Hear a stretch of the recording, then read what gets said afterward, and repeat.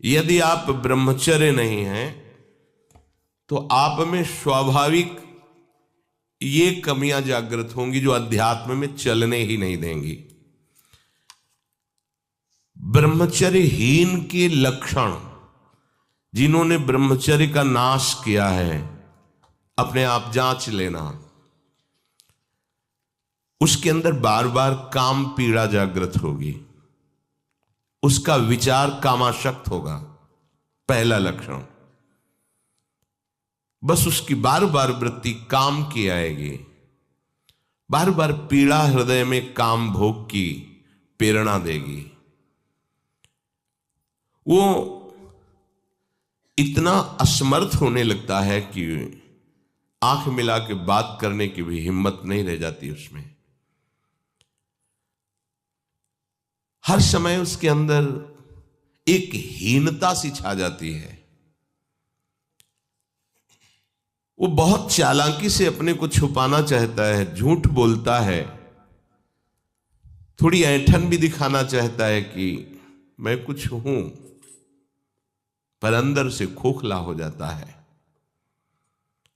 ये दुर्गुण उसके अंदर जागृत होते हैं जो ब्रह्मचर्य का नाश करता है।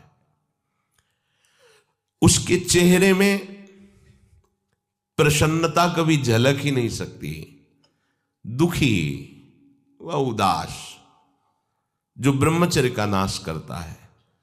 देखने से इस बदसूरत नजर आने लगेगा, चाहे जितना गोरा हो, चाहे जितना ऊपर से चिकनाहट लगाए हो, लेकिन उसके कपोल और नेत्र बदसूरत होंगे। चिकनाहट से मतलब नहीं है, एक आकर्षण होता है भागवतिक, वो उसमें नहीं होगा। स्वभाव बड़ा ही रुक्ष होगा, कड़ुआ होगा, बहुत ही हल्के स्वभाव का आदमी होगा। विश्वसनीय तो हो ही नहीं सकता, कामी पुरुष विश्वसनीय नहीं होता। वो कभी भी बदल सकता है, उसमें क्षमता नहीं है एक बात पर टिके रहने की। वो कसम खाए तो भी बहुत शीघ्र अपनी कसम तोड़ देगा। स्वभाव में कभी उसकी प्रसन्नता नहीं होगी, स्वभाव उसका चिड़चिड़ा बन जाएगा। रूखा होने के कारण नाक में गुस्सा रखी रहेगी, जरा सी बात में वो बहुत क्रोधित हो जाना, अपनी खोपड़ी फोड़ने लगना, दूसरों की फोड़ने लगना, अपने थप्पड़ मारने, मतलब एक जैसे कोई विक्षिप्त आदमी, पागल आदमी, ऐसी उसकी चेष्टाओं ने चीख चीख के बोलना, माथा पटकने लगना, ये लक्षण है ब्रह्मचर्य का नाश करने वाले के। वो जीता तो है पर मुर्दे की तरह निस्तेज, उसमें उत्साह, उसमें शूरवीरता, ये सब क्षीण होने लगती है। शूरवीरता काम क्रोध आदि को सहन करना है। उसके कपोल में हल्के हल्के से सांवले दाग प्रकट होने लगते हैं, एक झुर्री सी पड़ने लगती है। ये वीरनाश का लक्षण है। आंखें धस जाती हैं और उसकी हड्डियां कमजोर होने लगती हैं, बाल पकने लगते हैं, झड़ने लगते हैं। वीर भगवान के द्वारा दी हुई वो शक्ति है जिससे भगवत प्राप्ति में बहुत सहयोग होता है। ये जानबूझकर ऐसी क्रिया करते हैं जिससे वीरपात हो। रोग न रहते हुए भी इनको बहुत सी पीड़ाएं स्वाभाविक प्रारंभ हो जाती हैं। जर्जर, दुर्बल, भागवतिक कामों में निरुत्साह, भजन करना, परिक्रमा करना, समय से उठना, समय, ये सब उत्साहहीन होते हैं। थोड़ा भी परिश्रम या मेहनत करने पर हांफने लगना, थक जाना, दैनिक दिनचर्या बिल्कुल ठीक ना होना, चित्त में बहुत सी कुचिंताएं बढ़ जाना, थोड़े से डर की बात आते ही हृदय में ऐसी धड़कन होने लगना, भयभीत होने जाना, थोड़ा सा दुख एक पहाड़ जैसा लगना, थोड़ा सा भय ऐसा लगना कि अब क्या होगा, घबराहट पैदा हो जाना, बार बार भूख लगना, पर वो भूख पचाने वाली नहीं होती, वीर्य नाश करने वाले को बार बार खाने की इच्छा होती है क्योंकि उसका लीवर खराब हो रहा है। ये अच्छा लक्षण नहीं बार बार भूख लगना कि बहुत बढ़िया लीवर काम कर रहा है, नहीं, अंदर कब्ज बन रही है, लीवर डाउन हो रहा है और आपको बार बार भूख ले रही। ये झूठ में फंसाया जा रहा है, ये झूठी भूख है जो तुम्हारा रोगों का घर बनेगी। उसकी जठराग्नि मंद पड़ जाती है, भोजन ठीक से पचता नहीं, मलबद्धता हो जाती, कब्जियत हो जाती है, परिणाम में बवासीर आदि कई तरह के रोग प्रकट हो जाते हैं। या तो नींद नहीं आने लगेगी या फिर ऐसी आएगी कि घंटों मतलब 8-10 घंटे सोए फिर भी उठे फिर भी आलस्य प्रमाद ये बना रहेगा। आंखों में हर समय भारीपन बना रहेगा, बिना किसी चेष्टा के रात्रि में स्वप्न दोष हो जाएगा, वीरपात हो जाएगा। ये उसके लक्षण है जो जानबूझकर ब्रह्मचर्य का नाश करता है। वीर का इतना पतला हो जाना कि लघुशंका के लिए जोर करने पर वीर निकल जाना बहुत बड़ी हानि है।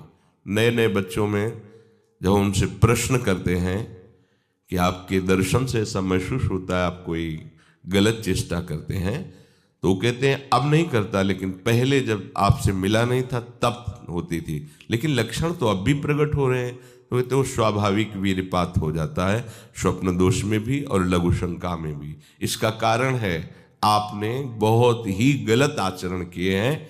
ये जो हस्त मैथुन आदि क्रियाएं हैं इनके द्वारा पूरा का पूरा आपका जीवन नष्ट हो जाता है। इसे खिलवाड़ मत समझो।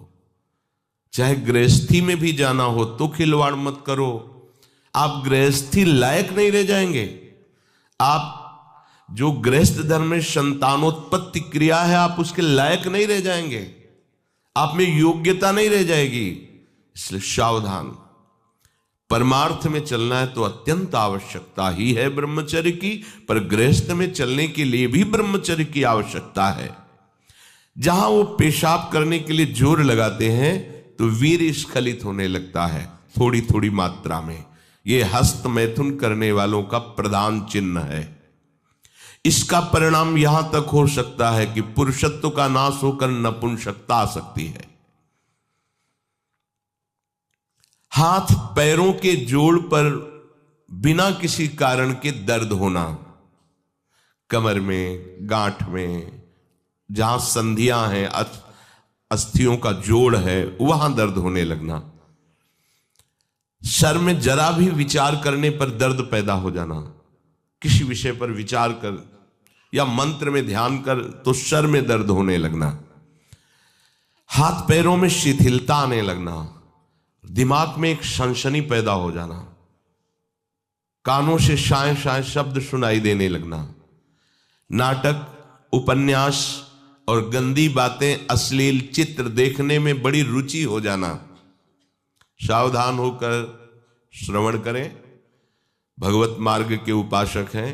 कुछ उपासकों में जो बाहर अनुशासनहीन होकर के रह रहे हैं और उनके पास स्मार्ट मोबाइल क्या कहते हैं वो है, तो वो लोग कभी ऐसी गलती ना करें, सर्च करके ऐसे दृश्य ना देखें, नहीं तो तुम्हारा ऐसा नाश होगा कि तुम इस बात को किसी भी साधन से पूर्ण नहीं कर पाओगे।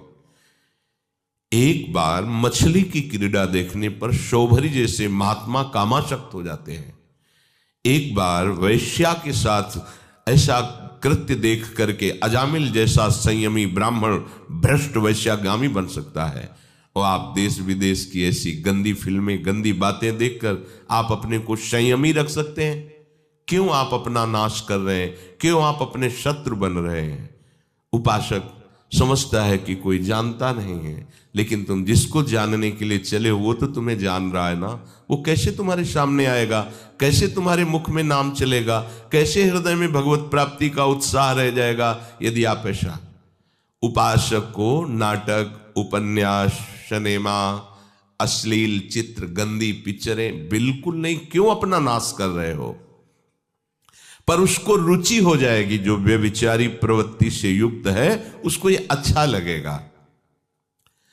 बार बार पेशाब होने की इच्छा होना,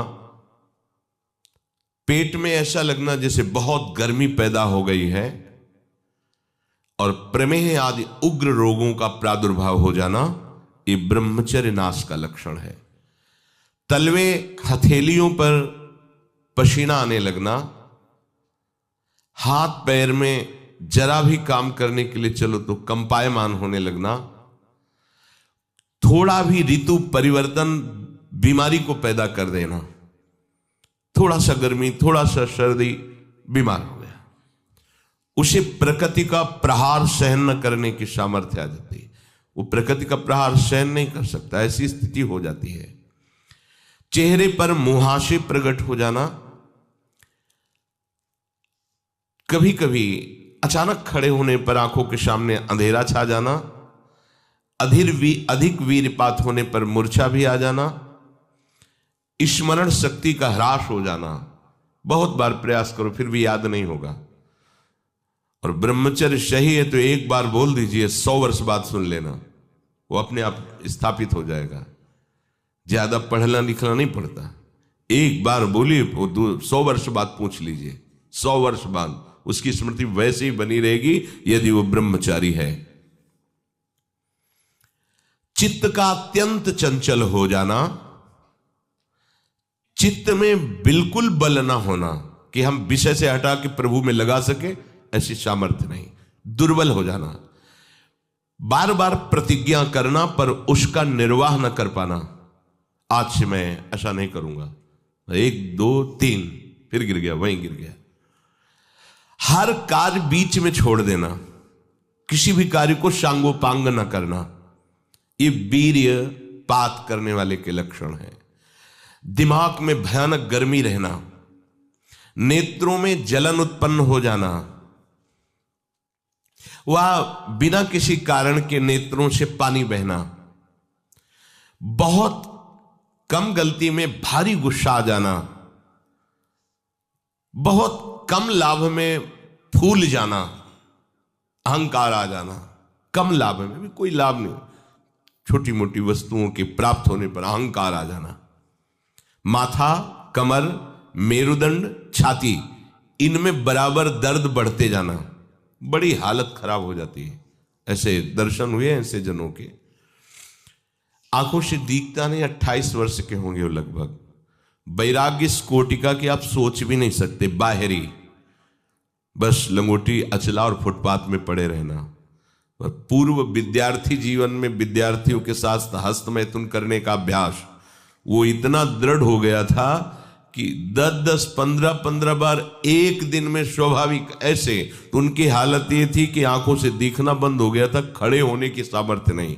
तो हितधाम में एकांत में मिलके कहा था कि आपका जो ब्रह्मचर्य का प्रवचन सुना और हमें तो ऐसा लगा कि शायद आप उपाय बता सकते हो। तो हम कहा हमारे पास कोई, हम आयुर्वेदाचार्य है नहीं, और दूसरी बात है कि ये चीज आपके हाथ में है, अगर आप नहीं रोकते हैं तो आपको ऐसी दशा में पहुंचा देगा ये क्रिया कि आप किसी काबिल नहीं रह जाएंगे। रीढ़ की हड्डी कमजोर हो जाती है और उसमें सीधे बैठने की सामर्थ्य खत्म हो जाती है, वो झुकाव ऐसे, वो झुक करके ही ऐसे बैठना।